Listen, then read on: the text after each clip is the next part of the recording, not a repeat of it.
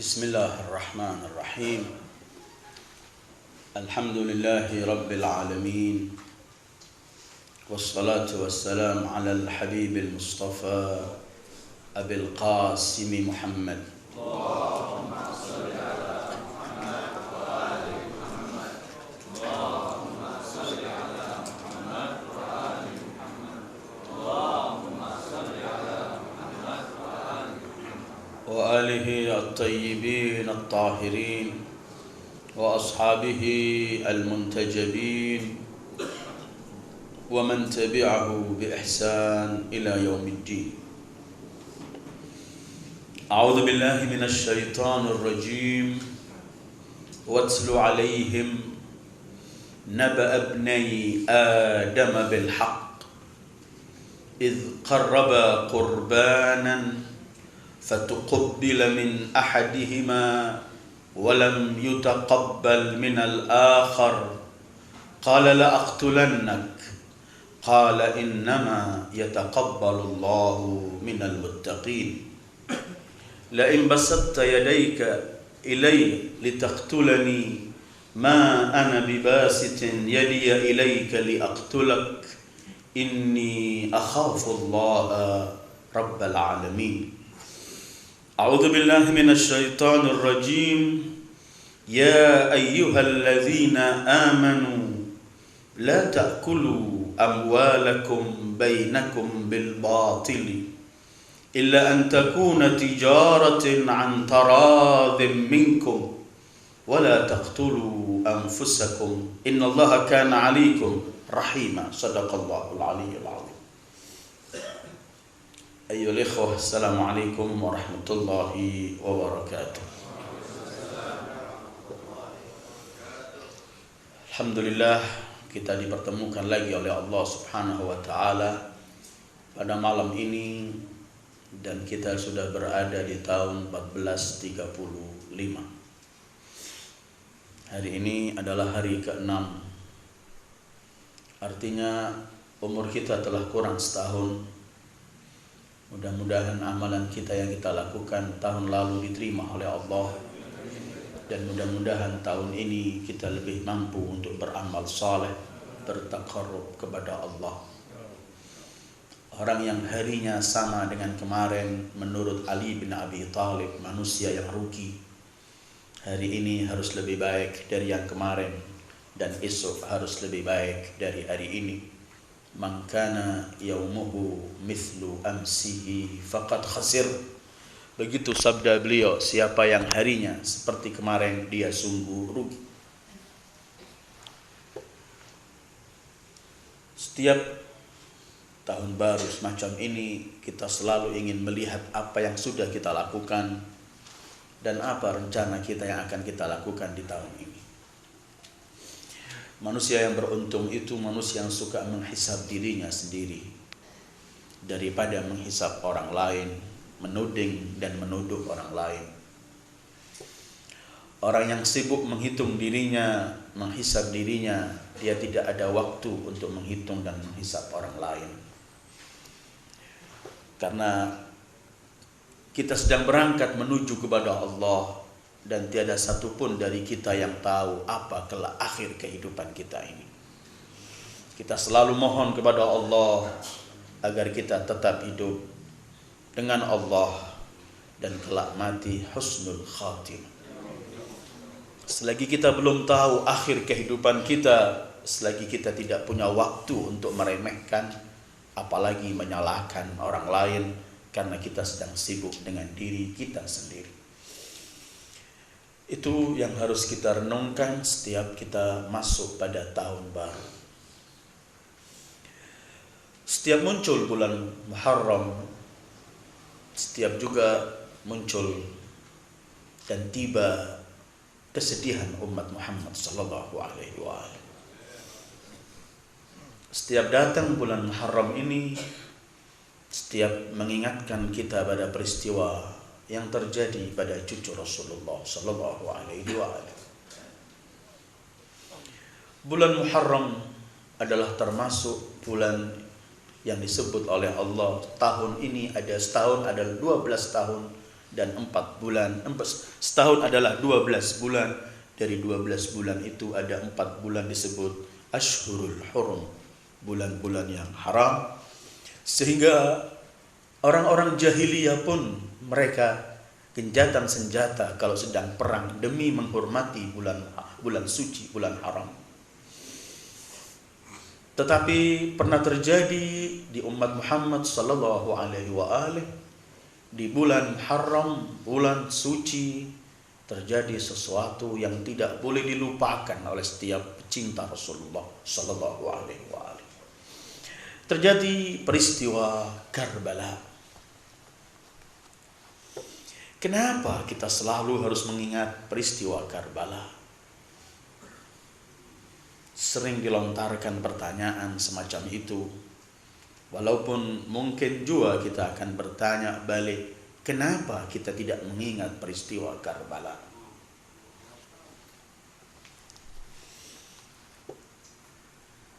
Mengingat peristiwa lalu itu adalah tradisi dari agama yang kita anut ini. Al-Quran penuh dengan cerita-cerita umat yang terdahulu. Bahkan kita disuruh mengambil pelajaran dari cerita umat-umat terdahulu, yang baik maupun yang jelek.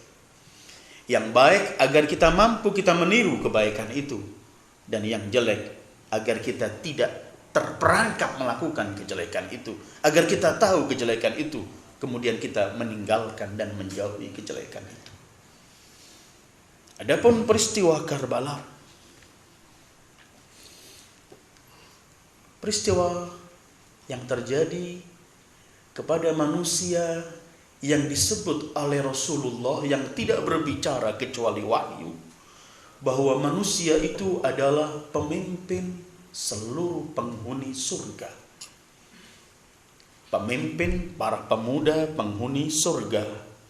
Karena semua orang akan masuk surga jadi muda, dan pemimpinnya adalah yang disabdakan Rasulullah bahwa Al-Hasan wal Husain sayyida syababi ahlil jannah. Kata-kata ini simpel, singkat, padat, karena yang mengucapkan adalah Rasulullah sallallahu alaihi wasallam. Ketika kita mendengar pemimpin penghuni surga, siapa orang yang akan masuk surga itu? Orang tidak akan masuk surga kecuali telah melalui persyaratan-persyaratan untuk masuk ke surga. Dalam kekuatan keyakinannya, akidahnya, amal solehnya, bertaqarrubnya kepada Allah. Ketika disebut pemimpin surga, berarti semua perbuatan baik yang apabila dilakukan kebaikan itu, ia akan masuk surga. Maka manusia ini adalah di atas semua kebaikan itu, karena ia pemimpinnya. Sayyidu syababi ahlil jannah. Maka pertanyaannya, kenapa kita tidak ingin kenal dan tidak akan kita kaji semua yang terjadi kepada pemimpin surga, sementara kita salat, rukuk, dan semua amal soleh kita mengharap surga. Layak untuk setiap saat kita membicarakan pemimpin surga, supaya kita kenal apa saja yang dilakukan oleh sang pemimpin di surga itu, kemudian kita mampu melakukannya agar kelak tergolong masuk surga bersama sang pemimpin itu. Kenapa kita tidak mengingat? Sementara peristiwa ini adalah peristiwa berkaitan dengan Islam. Al-Imam Husain bukan milik mazhab tertentu, bukan milik kelompok tertentu. Imam Husain milik setiap manusia yang meyakini bahwa Sayyidul Wujudi Muhammad nabinya. Siapapun dia, apapun mazhabnya, maka dia punya hubungan dengan Sayyidul Wujud, harus punya hubungan dengan Sayyidu Syababi Ahlil Jannah. Mengenang Karbala, mengenang pemimpin penghuni surga, mengenang Karbala, mengenang perjuangan yang dilakukan oleh sang pemimpin. Beliau Sayyidus Thabat fi difa' 'anil haqq. Beliau pemimpin ketabahan dalam membela kebenaran. Beliau Sayyidus Sidq fil iman billah. Beliau pemimpin semua kejujuran dalam iman kepada Allah. Beliau Sayyidus Syaja'ah fi muwajahatil batil. Beliau memimpin semua arti keberanian dalam melawan kebatilan. Beliau Sayyidut Tadhiyah li ajlil qiyam. Beliau adalah pemimpin semua pengorbanan untuk meraih kesuksesan, meraih kerelaan Allah dan menciptakan kebaikan di bumi Allah. Beliau Sayyidul Jihad didda a'da'id-din. Beliau pemimpin para mujahid, para ahli jihad dalam melawan musuh-musuh agama Allah. Karena itu beliau pemimpin dalam semuanya sesuai dengan yang diungkapkan datuknya Sayyidu Syababi Ahlil Jannah. Beliau pemimpin surga. Maka saya sangat-sangat layak untuk kita selalu mengenang apa yang terjadi pada beliau, apa yang terjadi pada keluarga beliau, apa yang terjadi pada sahabat-sahabat setia beliau. Beliau bangkit untuk agama. Maka selagi kita memegang agama kita, menjaga agama kita, mengingat selalu agama kita, maka kita tidak boleh manusia yang nggak boleh melupakan manusia yang memperjuangkan agama itu. Beliau bangkit untuk mengajarkan istiqamah dalam memegang teguh agama. Beliau bangkit untuk mengajarkan bagaimana arti berkorban untuk agama. Illam yastaqim dinu jaddi illa biqatli faya suyuf khudini. Kalau agama datukku tidak bisa langgeng tanpa pembantaianku, maka wahai pedang-pedang, ambillah aku. Kenapa kemudian kita tidak mengingat orang yang memperjuangkan agama? Tadi ketika kita baca doa ziarah, kita bersaksi, asyhadu annaka qad aqamtas shalah wa ataitaz zakah wa amarta bil ma'ruf wa nahaita 'anil munkar wa ata'ta Allah wa rasulah hatta ataka al yaqin. Ini kesaksian bahwa ini Islam. Melaksanakan salat. Untuk melaksanakan salat di hari Karbala, ketika beliau masuk salat zuhur, beliau salat dengan mengorbankan 3 sahabatnya untuk menjaga saf-saf yang salat. Ketika anak panah begitu banyak, pedang begitu terus, tetap salat dilaksanakan di medan pertempuran, menjaga agama. Bukankah salat amududdin? Ini beliau berperang untuk menjaga agama. Perang untuk mengajarkan kepada kita pengorbanan.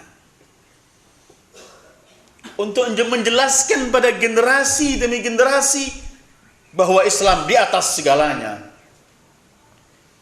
Tidak anak, tidak istri, tidak suami, tidak keluarga anak, tidak ayah, tidak harta, tidak apapun, semua boleh habis demi untuk mempertahankan agama. Dan ini yang beliau lakukan. Kenapa kemudian kita tidak ingin melaksanakan, mengingat dengan caranya? Walaupun dan harus difahami bersama, tidak ada pemaksaan untuk orang lain mengingat hal ini. Dan tidak boleh juga kita melihat orang yang tidak mengingat hal ini dengan hal-hal yang beda. Kita yang meyakini ini harus diingat, kita ingat. Yang tidak meyakini harus diingat. Jangan memaksa kita untuk tidak mengingat, seperti kita tidak memaksa mereka untuk melupa, untuk mengingat. Masing-masing berjalan dengan keyakinan dan dalilnya, kemudian selesai kita sesama umat Muhammad sallallahu alaihi wasallam. Al-Quran ayat yang saya baca tadi justru menceritakan kejadian pembunuhan yang pertama di dunia. Surat Al-Maidah yang saya baca tadi, Rasul disuruh membaca oleh Allah, disuruh menyampaikan cerita pembunuhan Qabil dan Habil. Kenapa? Jangan dilupakan pembunuhan itu. Karena setiap jiwa manusia punya harga yang besar di sisi Allah. Setiap darah yang mengalir punya tanggung jawaban kepada pemilik darah yang sebenarnya yaitu Allah. Maka Rasul diperintahkan, watslu alaihim, bacakan. Bacakan cerita tragedi pembunuhan Qabil dan Habil. Bacakan. Watslu alaihim naba abnai Adam idh qarraba qurbanan fatuqabbila min ahadihima walam yutaqabbal min al-akhar qala la aqtulannak qala innama yataqabbalu Allah minal muttaqin. Kalau peristiwa pembunuhan Qabil terhadap Habil harus dibaca sepanjang Al-Quran ini ada, dan tetap harus diingatkan, ingatkan, bacakan pada mereka. Siapakah Qabil dan siapa Habil dibanding sayyidu syababi ahlil jannah. Kemudian kita harus melupakan peristiwa pembantaiannya.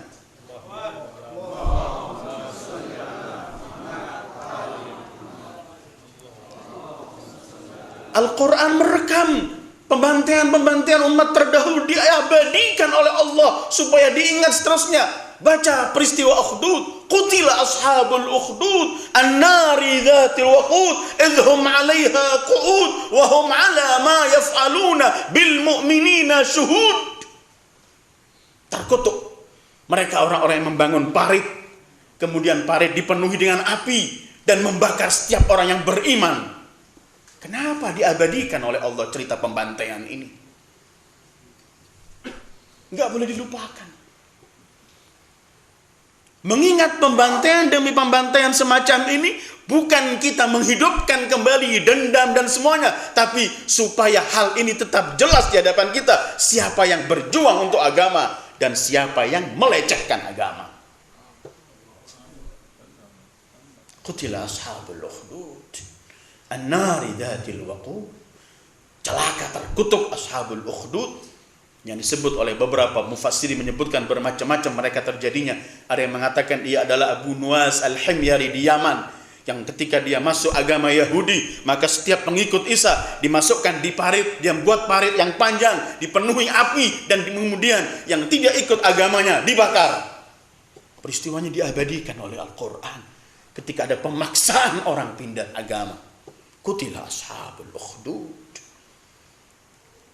Maka membicarakan hal-hal semacam ini adalah ini tradisi Al-Quran. Dan ketika membicarakan ini berarti kita tidak keluar dari konsep itu.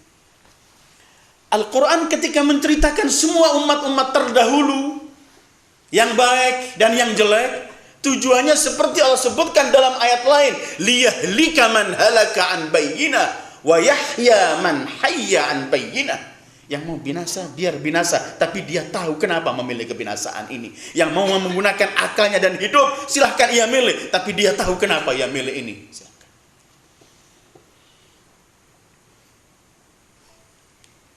Karena itu kemudian kita mengingat peristiwa Abi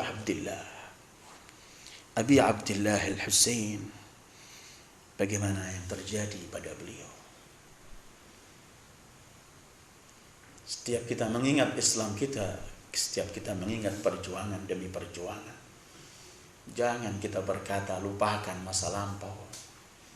Masa lampau harus selalu kita ingat untuk kita mengatur masa kita sekarang ini, dan melihat masa lampau dengan mengatur masa kini untuk mengatur apa kelak masa depan yang akan kita lakukan.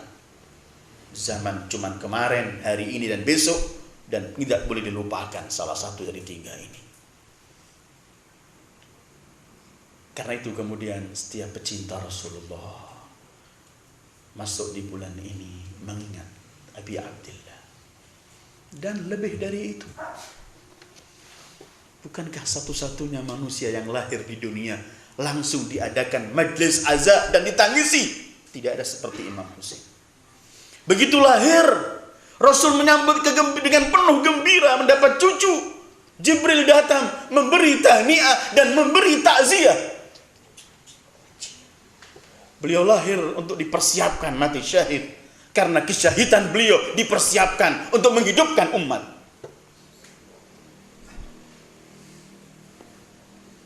Lahir untuk gugur, tapi ketika beliau gugur untuk menghidupkan yang lain. Ketika Rasul kemudian menangis, beliau ditanya, kenapa engkau menangis? Engkau mendapatkan cucu. Beliau berkata, Jibril datang memberikan aku tahniah, selamat atas lahirnya cucuku.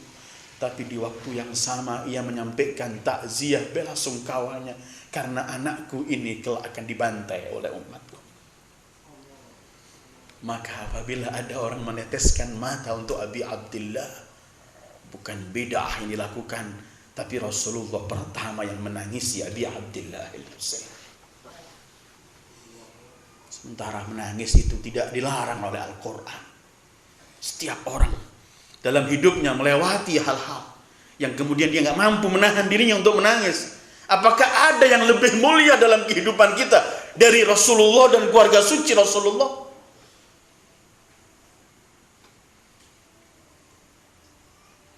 Nabi Ya'qub, Al-Quran menceritakan, punya 11 anak, yang satu hilang, dan beliau yakin masih hidup anaknya, karena beliau telah bertanya pada para malaikat Al-Maut Israel, apakah engkau telah mencabut Yusufku? Kata Israel, tidak. Nabi Ya'qub, seorang nabi, ayahnya nabi, datuknya juga nabi. Sang nabi ini nangis sampai buta, dan Al-Quran tidak mencela ketika beliau nangis sampai buta. Hak dia untuk menangis. Fabyaddat 'ainahu minal huzni wa huwa kadhim. Begitu Al-Quran menceritakan. Jadi putih semua matanya karena sedih, buta. Al-Quran enggak mengomentari bahwa ini perbuatan yang salah, tidak. Yang tidak boleh itu adalah kita memaksa orang lain seperti kita, tidak.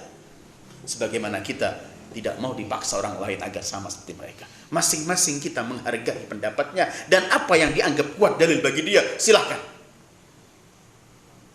Umat Muhammad sallallahu alaihi wa alihi dan mengenang-menang peristiwa-peristiwa Karbala, peristiwa-peristiwa Ahlul Bait, mimbar-mimbar yang diadakan untuk itu adalah mimbar-mimbar yang ingin menyatukan umat, bukan memecah belah umat.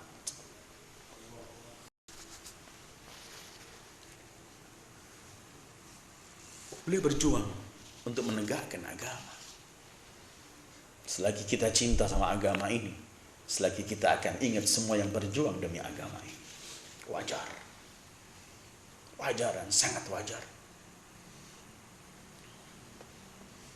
Pasti kita akan mengenang dengan cara-cara yang diizinkan oleh Allah, yang akan membawa kita kembali kepada Islam, membawa kita akan lebih berani menegakkan kebenaran, membawa kita akan lebih konsekuen memegang Islam ini.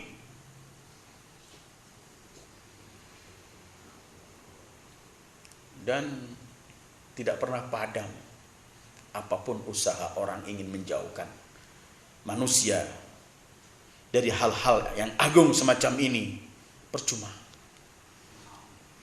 Dan terus percuma. Karena telah disabdakan oleh Rasulullah dalam sabdanya, inna liqatli waladil Husain hararah fi qulubil mu'minin lan tabrud.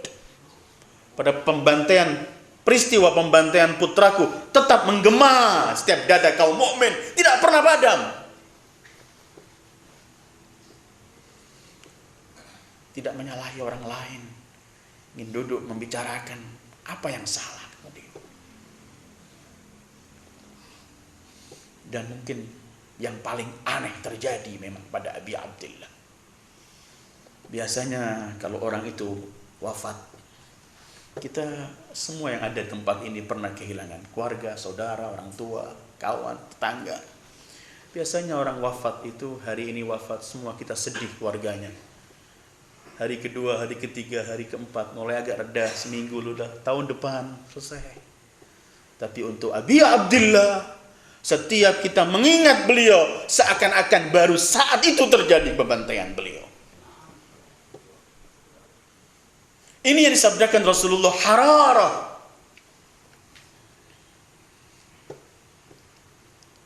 Orang yang ingin mencegah itu, orang yang ingin menjauhkan kita dari konsekuensi Islam yang akan kita praktekkan.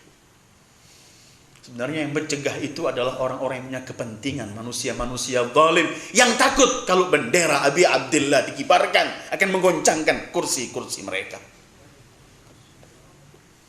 Kalau jiwa semangat Abi Abdillah diingatkan akan menolak semua kezaliman.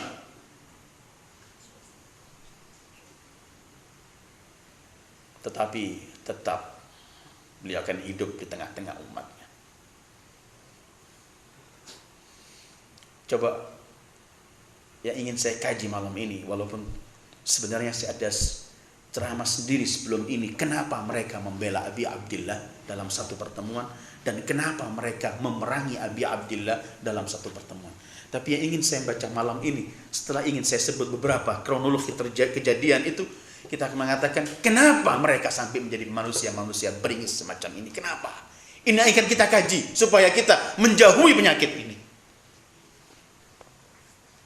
Karena tidak ada peristiwa yang lebih keji yang dilakukan oleh umat terhadap keluarga Rasulullah seperti apa yang terjadi pada peristiwa Karbala.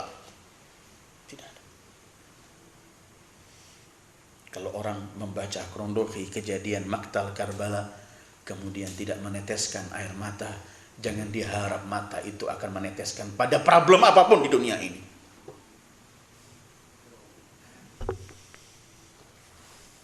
Coba kita lihat di Karbala. Apa yang terjadi? Ya Allah, kekejaman yang ada. Pembantaian dengan sadis.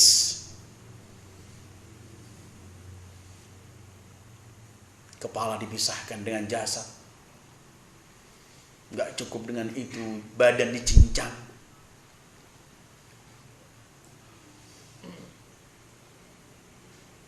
Dalam semua peperangan suci, tidak ada seperti yang dilihat oleh Abi Abdillah. Beliau melihat keluarganya dibantai semuanya. Dia melihat anak-anaknya dibantai, saudaranya, sahabatnya, semua satu-satu dibantai dan tetap tegar. Kenapa? Karena beliau cuma mengharapkan kerelaan Allah. Dan untuk mencapai kerelaan Allah itu, beliau melihat semua yang beliau miliki murah, yang penting meraih kerelaan Allah. Pelajaran besar dari Karbala. Bukankah beliau setelah melihat semua ini terbantai, beliau mengatakan, "In kana hadza yurdhik fakhudh hatta tarda." Kalau ini menyebabkan engkau rela, ya Allah, ambil semuanya sampai engkau rela. Tidak layak kemudian kita mengingat yang mengajari kita untuk pergi kepada Allah semacam ini. Sangat layak. Coba lihat di padang Karbala. Apa yang dilakukan di sana dengan semua kekejaman demi kekejaman. Tidak ada lagi peri kemanusiaan yang ada di sana. Lihatlah Aliul Akbar. Allahu Akbar. Anak Imam Husain bernama Aliul Akbar.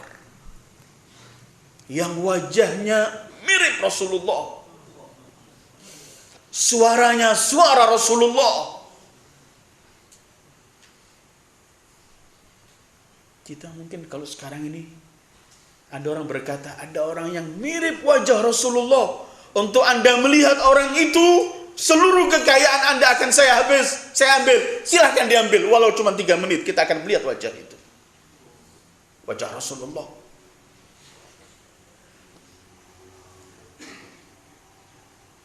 Ketika tampil Aliul Akbar, Imam Husain, setiap orang yang ingin tampil pamitan dengan beliau, beliau membacakan firman Allah, minal mu'minina rijalun sadaqu ma ahadullah alaih, fa minhum man qadha nahbah wa minhum man yantadhir wa ma baddalu tabdila. Dari kaum mukminin, orang-orang yang tetap setia dengan janjinya. Sebagian mereka telah mati gugur, sebagian mereka masih menanti, dan mereka tidak pernah merubah. Selalu dibacakan, setiap orang minta izin tampil dibacakan. Kecuali Aliul Akbar ketika tampil, beliau enggak baca ayat ini, tapi beliau baca ayat dzurriyyatan ba'duha min ba'd. Satu dzurriyyah, satu sama yang lain. Karena ini adalah wajah Rasulullah. Diriwayatkan ada orang Kristen, ada 2 versi riwayatnya. Satu kan di zaman Islam di zaman Rasulullah, kemudian pergi jauh, nggak pernah datang. Setelah lama datang. Ada yang mengatakan tidak. Dia Islam setelah Rasulullah wafat. Jauh. Tapi dia mimpi Rasulullah. Kagum dengan cahaya wajah Rasulullah. Kemudian Islam di saat dia mimpi di hadapan Rasulullah. Setelah itu dia pergi mencari Imam Husain. Ketemu dengan Imam Husain. Kemudian ia berkata, aku mimpi datukmu dan aku berislam di hadapannya. Sekarang aku akan perkuat Islamku di hadapan engkau karena engkau cucunya. Allahu Akbar. Kata Imam Husain, engkau berislam di hadapan datukku? Iya. Aku nggak mampu melihat cahaya dan ketampanan wajah datukmu, wahai Husain. Dan spontan aku mengucapkan Islamku. Engkau masih ingat wajah datukku, kata Imam Husain.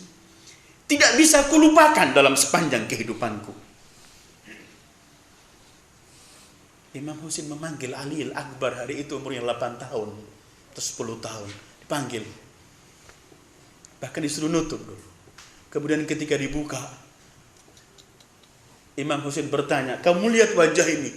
Orang itu teriak, demi Allah, ini wajah Rasulullah. Ini wajah yang kulihat dalam mimpiku. Aliul Akbar. Ketika tampil, Imam Husain berkata, hei, saksikanlah, demi Allah, yang tampil sekarang ini seorang pemuda yang wajahnya mirip Rasulullah, akhlaknya, cara bicaranya, semua mirip Rasulullah. Dan kami Bani Hashim, kalau rindu Rasulullah, melihat wajah ini.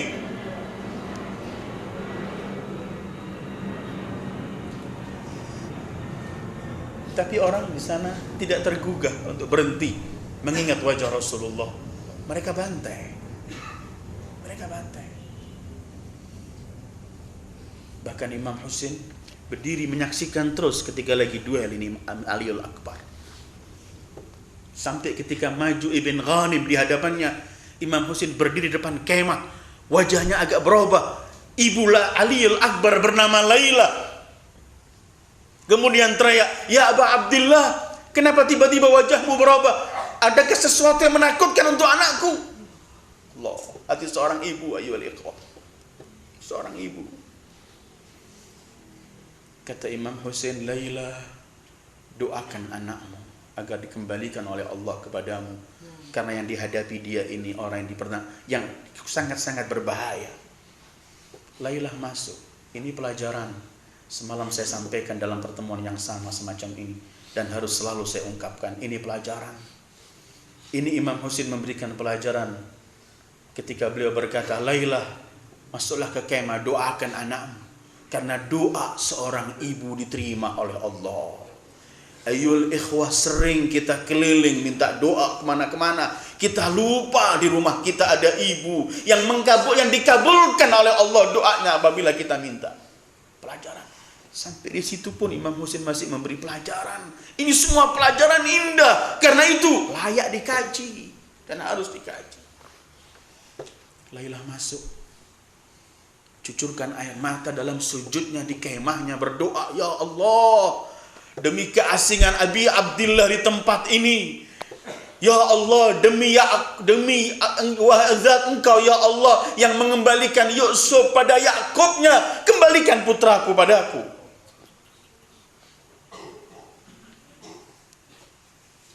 Tidak lama Ali Akbar mampu menyelesaikan Bikir Ibn Ghanim. Dan beliau kembali ke ayahnya. Sambil berkata, Aba Abdillah, adakah seteguk air? Aku sangat dahaga.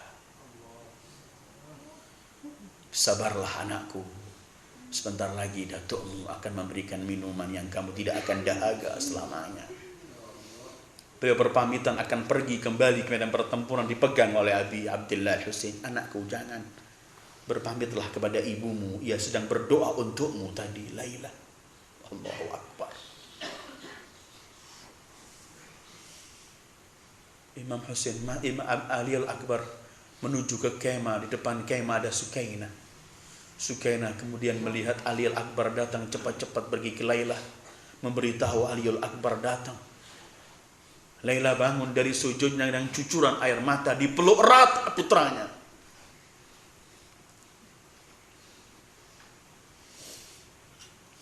Kata Ali Al-Akbar, Wahai ibuku, tidakkah engkau ingin berbangga di hadapan Fatimah?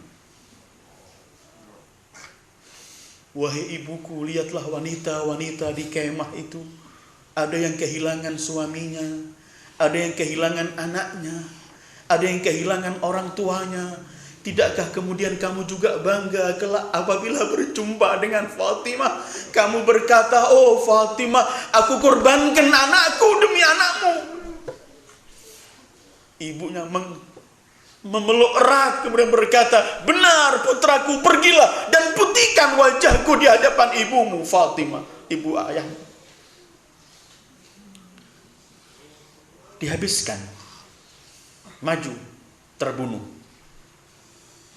cincang. Imam Husain lompat, lari dari kudanya, dipeluk anaknya.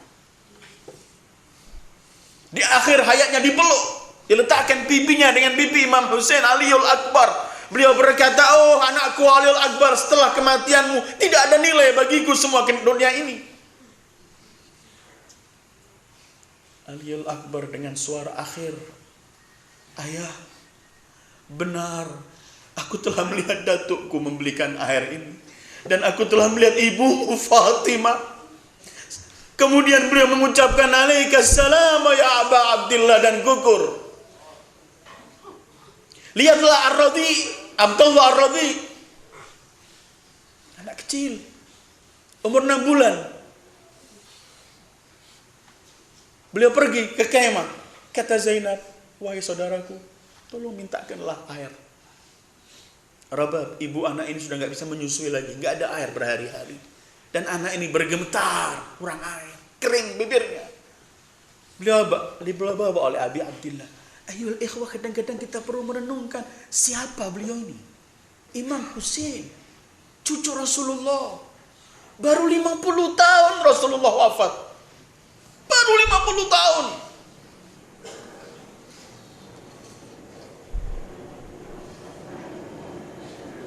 Imam Husain membawa anak itu. Beliau berkata, hei manusia, kalau kalian memerangi kami, mereka orang-orang yang dewasa, silahkan perangi kami. Kalian melarang kami untuk meneguk setetes air pun silahkan. Tapi apa salahnya anak kecil ini? Tolong berikan seteguk air untuk anak ini. Air ini apa? Air dunia akhirat seluruh makhluk Allah ini Allah ciptakan untuk Datuk Husain Ar-Rasulul A'zam. Semua Allah ciptakan untuk beliau. Kali ini beliau membawa airnya, membawa anak untuk minta seteguk air. Oleh Harmalah tidak diberikan seteguk air anak itu, tapi dikirim anak panah dari sini keluar ke sini. Anak yang dipeluk itu ketika kena anak panah itu terkejut, mengeluarkan tangan sambil memeluk ayahnya dan wafat dalam pangkuan itu. Beliau ambil air darah itu, beliau lemparkan. Hawan alaihi annahu bi'ainillah. Ya Allah, semua ini murah bagiku karena ini dalam pandanganmu ya Allah. Berjuang untuk ini. Tidakkah kemudian kita mengingat atau dilarang kita mengingatnya? Terus saksikan pada semua para keluarga beliau, para sahabat beliau.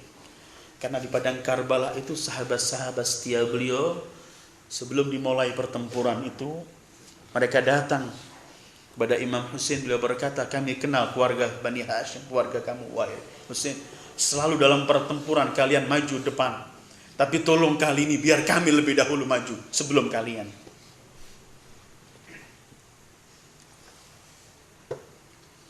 Lihat Abul Fadl Abbas, lihat John, budak hitam yang minta izin sambil menangis pada Imam Husain. Dan dilarang oleh Imam Husain, jangan. Kamu ikut kami untuk mencari kehidupan. Kami menghadapi kematian, kamu jangan ikut. Kata sang budak hitam itu, wahai Abu Abdillah, dalam kalian masa senang aku makan di hidangan kalian. Apakah ketika kalian dalam sulit ini aku gak bisa berjuang untuk membela kalian? Oh cucu Rasulullah, wajahku hitam, nasabku tidak ada, bauku busuk. Tolong kabulkan saya, terimalah masuk untuk membela engkau agar menjadi putih wajahku, harum bauku. Kata Imam Husain, majulah, dan dia sempat dan akhirnya wafat. Ketika wafat dipegang oleh Imam Husain. Beliau pergi, tempelkan pipinya ke sini. 6 tahun yang lalu ketika dibacakan maktal ini di Amerika, banyak orang-orang hitam masuk Islam. Ketika mereka teriak, beginilah Islam yang tidak pernah meremehkan siapapun, warna kulit atau siapa. Imam Husain meletakkan semua ke pipinya, termasuk John diletakkan, dan bahkan mendapatkan tambahan yang lebih istimewa. Ketika Imam Husain berkata, Allahumma bayyit wajhah, wa tayyib riha, wahsyurhu ma'a Muhammad wa ali Muhammad. Ya Allah, putihkan wajahnya, baukan harumnya, dan kelak bangkitkan bersama Muhammad dan keluarganya. Al-Imam Ali Zainal Abidin ketika beliau kembali melihat jasad-jasad setelah beberapa hari, beliau menyaksikan dan semua orang menyaksikan bahwa bau jasad John dengan doa Imam Husain memiliki bau harum semerbak.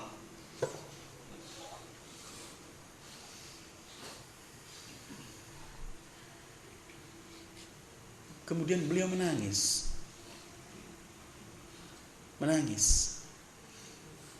di Karbala. Ketika ditanya, kenapa engkau menangis ya Aba Abdillah? Beliau berkata, demi Allah aku enggak menangisi diriku. Aku menangisi mereka, orang-orang yang membantai aku. Mereka kelak akan masuk neraka karena aku. Hati Rasulullah, Husainun minni wa ana min Husain, ahabballah man ahabba Husaina. Pernah kita kaji di tempat ini bagaimana rahmatnya Rasulullah memikirkan umat yang berpaling pun beliau pikirkan. Kenapa mereka berpaling? Ini Abi Abdillah. Pelajaran demi pelajaran perlu kita renungkan. Kekejaman demi kekejaman ini terjadi. Setelah habis semuanya mereka melakukan perilaku keji terhadap Imam Husain. Mereka bantai, mereka lempar, mereka pukul dengan segala. Sampai terakhir oleh Shindir dipisahkan kepala suci itu. Tidak cukup itu, kemah-kemah mereka bakar, bermacam-macam. Pertanyaannya, kenapa sampai terjadi semacam ini? Kenapa? Limana? Kenapa sampai ada manusia yang lebih jahat dari binatang? Lebih beringis. Kenapa sudah keluar semua arti peri kemanusiaan ini? Tidakkah orang melihat anak kecil? Orang melihat anak kecil, anaknya siapapun, melihat anak kecil tiba. Tapi kenapa mereka menikmati nih anak-anak dibantai semuanya? Kenapa menjadi semacam itu? Ini yang kita kaji malam ini. Kenapa? Menakutkan. Karena kita dalam kehidupan ini selalu dihadapkan begini. Memilih kebenaran dengan semua resikonya, atau memilih kejelekan. Bisa kita bayangkan kalau saat itu kita hidup di zaman itu. Di hadapan kita ada dua ini. Milih kelompok ini dipimpin oleh Sayyidi Syabab Ahlil Jannah, atau milih kelompok ini yang hilang semua arti peri kemanusiaannya. Kemana kita? Sering kita mengatakan, ya laitana kunna ma'akum fanafuza fawzan azima. Aduh, coba dulu kami bersama kalian, mungkin kami akan sukses mendapatkan keberuntungan. Belum tentu. Kita masih harus menangisi diri kita. Ini kenapa bisa berubah? Kenapa kekejaman ini semua terjadi? Ternyata Imam Husain telah menjawab semua itu dalam khutbah akhir beliau. Kalau kita baca tafsir Dilalul Quran, fi Dilalul Quran karangan Sayyid Qutb, ketika beliau mentafsirkan firman Allah, inna lanansuru rusulana walladzina amanu fil hayatid dunya wa yauma yaqumul ashhad. Kami akan membela para rasul kami dan orang-orang yang beriman.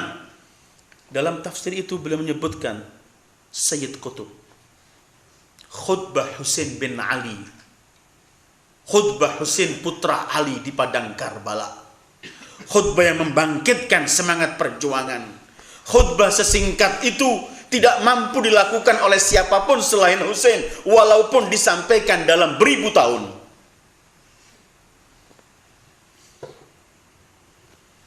Karena Imam Husain cukup memberikan alasan bagi mereka. Beliau sampai menyampaikan, sebentar, jangan keburu kalian memerangi saya. Apakah ada orang yang saya bunuh dari kalian, kemudian kalian ingin membalas dendam? Adakah harta yang saya ambil dari kalian, kemudian kalian ingin merampas dan membalas dendam? Sebentar, saksikanlah, lihatlah siapa saya ini. Tidak ada dari ujung timur sampai ujung barat di bumi Allah ini yang ashabul kisah kecuali tinggal saya. Tidak ada anak dan putri Muhammad di wujud ini kecuali saya. Si bumi. Ummi Fatimah, Jaddi Muhammad sallallahu alaihi wa alihi. Kenapa kemudian tidak sama sekali? Bahkan ketika beliau menyampaikan khutbahnya ini, Syemir teriak, dia tidak paham apa yang dikatakan orang ini. Kenapa semua ini? Ayyul ikhwah, yang memerangi Imam Husain percaya akhirat, percaya Allah, melakukan sholat. Sepintas enggak sama aja sama yang lainnya. Mereka percaya Allah, Rasulnya. Mereka percaya akhirat. Mereka sholat. Tapi kenapa semua ini terjadi semacam ini? Imam Husain dalam salah satu khutbah akhirnya beliau berkata, "Hei manusia, dengarkan saya." Mereka teriak-teriak. Beliau angkat lagi suaranya, "Hei manusia, dengarkan, saya ingin menyampaikan sesuatu yang akan membawa kalian kepada kerelaan Allah. Dengarkan."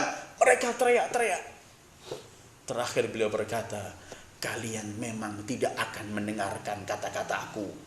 Kalian memang tidak pernah akan mentaati perintahku." Kemudian beliau mengatakan, "Li'anna butunakum mal'a bil haram." Karena perut-perut kalian penuh dengan haram. Ini jawabannya.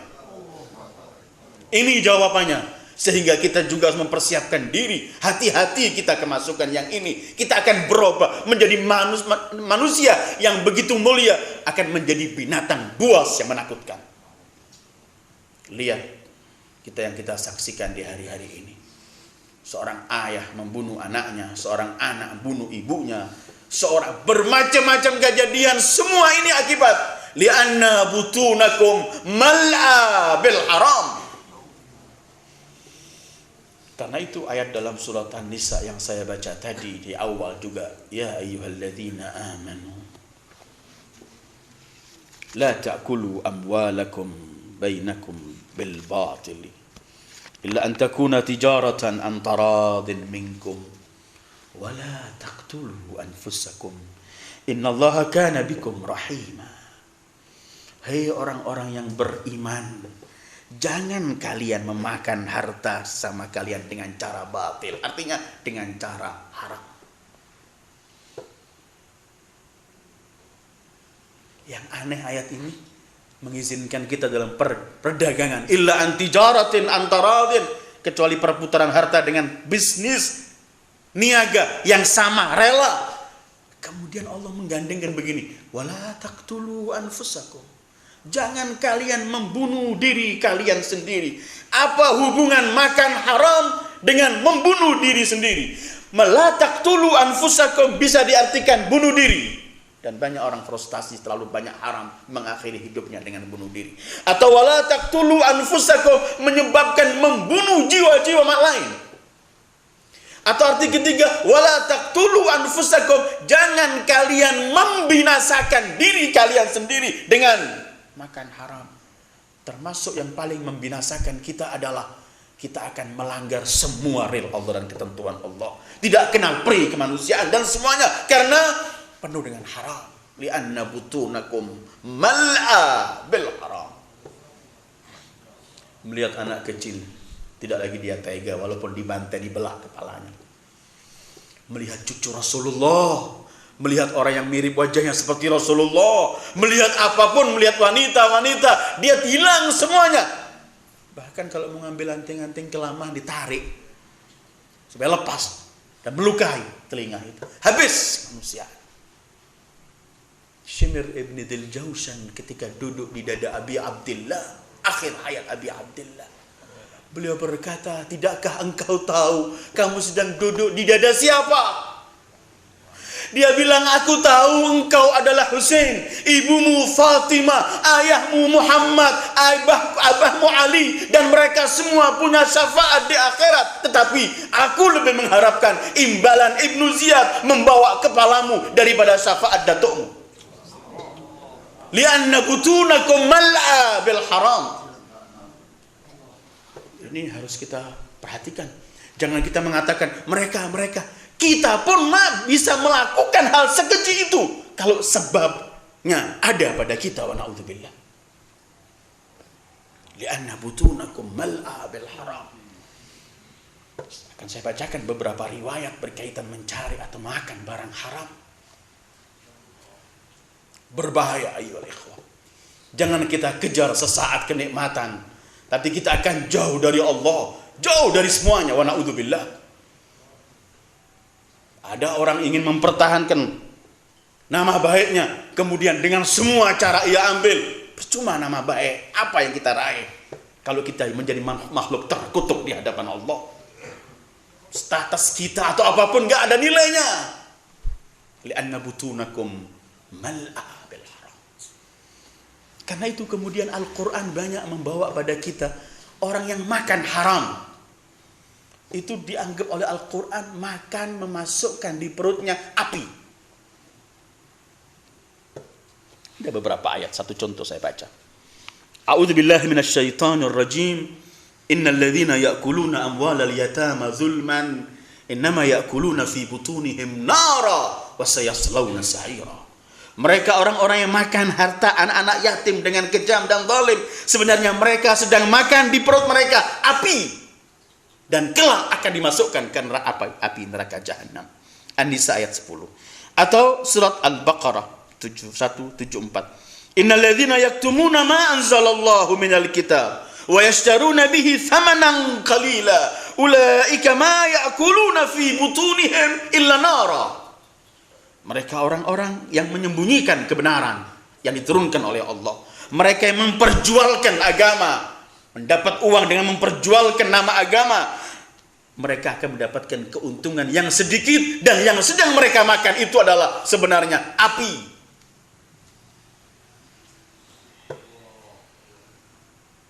Api. Tambah kita banyak makan haram, penuh api kita. Seperti pohon itu, kalau lebih banyak menyerap dari sinar matahari, dia menjadi bahan bakar terus. Tambah banyak dia menyerap, tambah menjadi bahan bakar. Karena itu dalam surat Yasin Allah berfirman, "Alladzi ja'ala lakum minasy-syajaril akhdari nara, fa idza antum minhu tuqidun." Ini pohon ini menyerap, tambah banyak dia menyerap api, sinar matahari, dan dengan prosesnya pasti itu adalah bahan bakar. Tambah banyak kita memakan haram, wa na'udzubillah, kita persiapkan bahan bakar.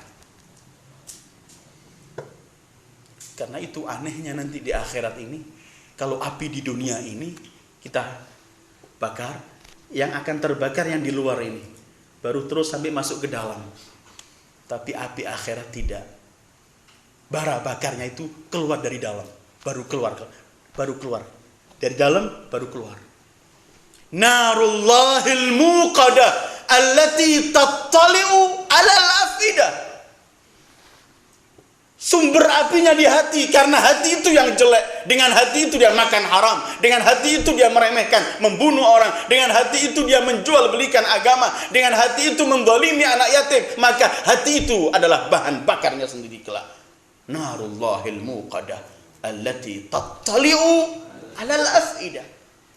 Munculnya dari dalam hati. Hadis yang amat populer sering kita dengungkan. Ketika Rasulullah bersabda sallallahu alaihi wa alihi, kullu lahmin nabata min haram fannaru aula bih. Setiap daging yang tumbuh dari haram, maka yang paling pantas untuk daging itu hanyalah api neraka. Apa artinya yang paling pantas api neraka? Setiap kita makan haram, setiap perilaku kita adalah perilaku yang mendekatkan kita ke api, karena memang dipersiapkan untuk api. Setiap daging yang tumbuh dari haram, fannaru aula bih. Akan saya bacakan beberapa riwayat. Ini perlu kita kaji dan kita bertawassul, mohon kepada Allah agar kita dibimbing oleh Allah. Jangan sampai kita masuk makan barang yang haram.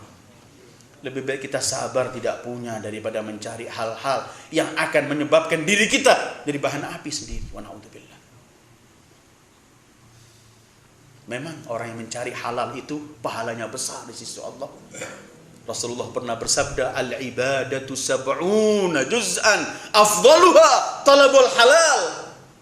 Ibadah itu ada 70 bagian. Yang paling mulia adalah mencari rezeki yang halal. Memang, tapi halal. Kalau enggak, akan merubah sikap kehidupan kita. Saya akan lewat dengan beberapa riwayat. Qala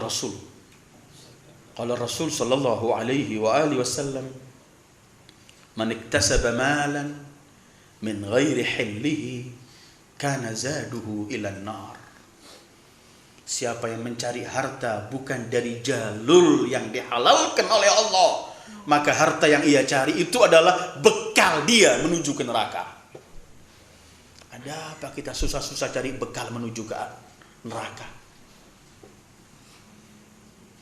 Karena itu kemudian perilaku kita, perilaku yang mendekatkan kita ke neraka. Itu kan kita suka doa sapu jagat yang disebutkan. Rabbana atina fid dunya hasanah wa fil akhirati hasanah wa qina adzabannar. Ketika kita minta hasanah di dunia, hasanah di akhirat, dan hasanah akhirat itu adalah kerelaan Allah dan surga. Konsekuensi minta kerelaan Allah dan surga itu artinya akan melakukan semua amalan yang mendekatkan ke surga. Konsekuensi waqina adzabannar, jauhkan saya dari api neraka. Konsekuensi minta dijauhkan dari api neraka ialah menjauhkan diri dari semua perbuatan yang mendekatkan kita ke neraka. Baru ada artinya doa itu. Hadis kedua, al-jannatu muharramatun ala jasadin ghudhiya bil haram. Surga diharamkan oleh Allah atas jasad yang dipenuhi dan dibesarkan, dikembangkan dengan haram. Maka jangan heran orang-orang di Padang Karbala saat itu berani melakukan apapun karena memang jasadnya sudah enggak layak ke surga. Jasadnya harus ke neraka, maka dia akan melakukan semua perbuatan-perbuatan keji yang akan menggiring dia di neraka. Wa na'udzubillah. Hadis ketiga. An Nabi sallallahu alaihi wasallam. Al-ibadatu ma'a aklil haram kal bina'i 'ala ramli wa fi riwayah 'ala al-ma'. Ibadah tapi dengan makan haram seperti membangun di atas pasir yang tanpa fondasi atau membangun di atas air. Kapan bangunan itu akan bisa dibangun?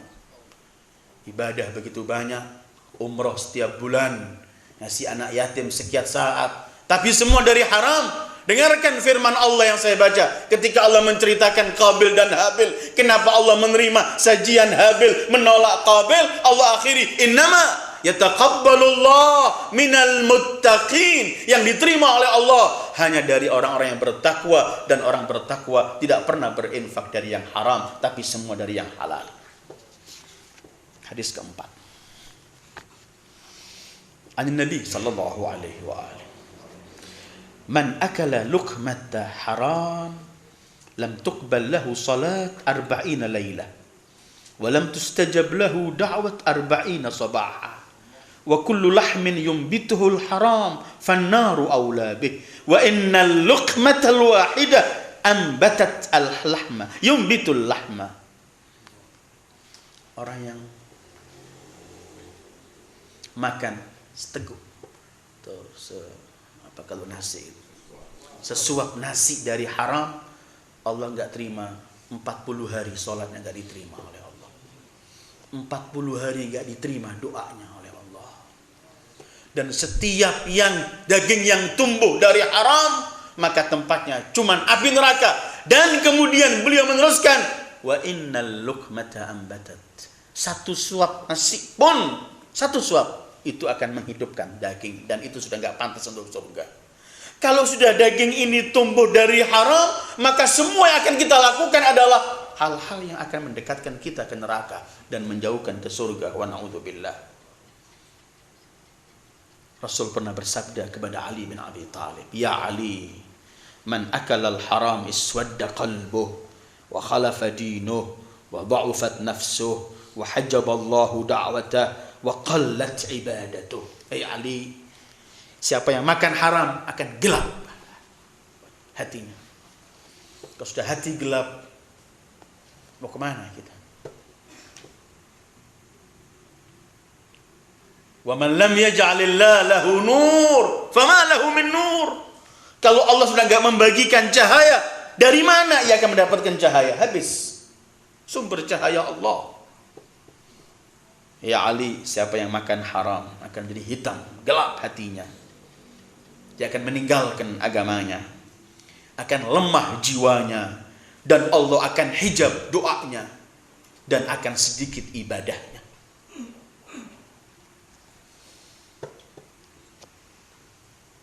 Qala Amirul Mu'minin Ali alaihi salam, "Man iktasaba malan fi ghairi hillih adharrahu bi akhiratihi." Siapa yang mencari harta bukan dari jalur yang dihalalkan oleh Allah, harta itu akan membahayakan dia untuk akhiratnya. Kalau membahayakan kita untuk akhirat, apa artinya? Akhirat kita akan dihancurkan oleh harta itu. Na'udzubillah. Li'anna butunakum mal'a bil haram, kata Imam Muslim. Hati kalian penuh dengan haram. Wa na'udzubillah. Abu Sa'id al-Khudri meriwayatkan, Ali bin Abi Thalib sering keluar masuk pasar. Dan kalau beliau masuk pasar, selalu beliau berkata begini. An Abi Sa'id al-Khudri qala, kana Ali ya'ti as-suq fa yaqul, ya ahla as-suq ittaqullah wa iyyakum wal halaf fa innahu yunfiqu as-sal'a wa yamhaku al-barakah. Hei penghuni pasar, bertakwalah kepada Allah. Jangan sekali-kali kalian bersumpah. Suka kan orang sumpah bohong kadang-kadang. Jangan kalian bersumpah, karena memang sumpah itu cepat menjadikan dagangan kita cepat laku, tapi sumpah itu menghapus semua berkah. Yunfikus salah, tetapi yamhakul barakah, menghapus semua berkah. Kemudian beliau melanjutkan begini. Innat tajira fajir illa man akhadal haqqa wa a'tah, wassalamu alaikum. Selalu beliau ulangi. Setiap pedagang itu adalah fajir. Fajir itu fasik, orang yang melakukan maksiat. Setiap pedagang, kecuali yang mengambil hak dan memberikan hak. Artinya, kecuali yang berdagang dengan baik. Karena at-tajirus saduqul amin ma'an nabiyyin telah dibangkitkan. Para pedagang yang jujur, amanat telah dibangkitkan dengan para nabi. Ayyul ikhwah, pelajaran kita malam ini, dan pasti kajian masih mengingat Karbala begitu panjang. Tetapi setidaknya semua kejadian kekejaman yang terjadi, yang mereka perlakukan kepada cucu Rasulullah yang memperjuangkan agama saat itu adalah karena perut mereka penuh dengan haram. Penyakit ini apabila ada dimanapun, dalam generasi siapapun, maka pasti akan punya resiko yang sama. Walaupun mungkin nggak melakukan kekejaman terhadap orang-orang semacam itu, tetapi perbuatan yang kejam itu akan ia lakukan. Karena apa? Yang mendorong dia untuk melakukan semua itu adalah dagingnya yang tumbuh dari haram ini. Apalagi kalau kita ketua rumah tangga, jangan zalimi istri dan anak-anak kita. Kita beri makan mereka dari yang haram. Mereka akan tumbuh dengan hal-hal yang tidak baik.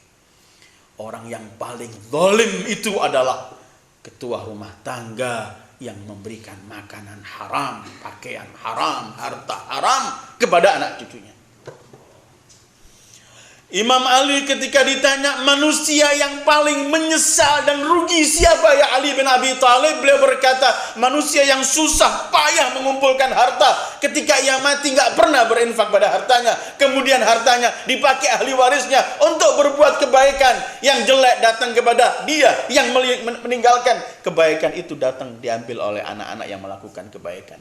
Dia melihat harta yang ia kumpulkan dengan susah payah membuat pahala untuk orang lain, sementara dirinya nggak dapat sesuatu. Wa na'udzubillah. Ayolah ikhwah, itu mungkin renungan kita malam ini. Kenapa kita mengingat Karbala? Untuk mengkaji diri kita sendiri, untuk mengambil pelajaran dari diri kita sendiri, untuk kita mulai ada perubahan dalam kehidupan sendiri, bahwa ada hal-hal yang menakutkan, berbahaya, harus kita hindari supaya kita tetap menjadi manusia seperti yang pernah kita kaji. Manusia bisa di atas malaikat, tapi manusia bisa jatuh lebih keji dari binatang. Inhum illa kal an'ami bal hum adall. Dunia manusia, perilaku manusia banyak yang lebih kejam dari binatang sendiri. Wa na'udzubillah. Kapan Imam Husain beri jawaban? Li'anna butunakum mal'a bil haram. Mudah-mudahan Allah jaga kita. Mudah-mudahan kita diberi oleh Allah rizki yang halal, dan kita dihindarkan dari rizki-rizki yang haram. Mudah-mudahan kita bisa memberikan anak dan keluarga kita dari hal-hal yang halal, supaya kita bisa sama-sama dengan keluarga kita menjaga mereka. Qu anfusakum wa ahlikum nara. Jaga kalian dan keluarga kalian dari api neraka. Mudah-mudahan berkat Imam Husain yang kita peringati malam ini, kita mendapatkan cahaya kebaikan, cahaya Islam, dan kelak kita dibangkitkan dengan mereka, para syuhada dan salihin. Wa sallallahu ala khairi khalqi Muhammad wa alihi ajma'in. Wassalamualaikum warahmatullahi wabarakatuh.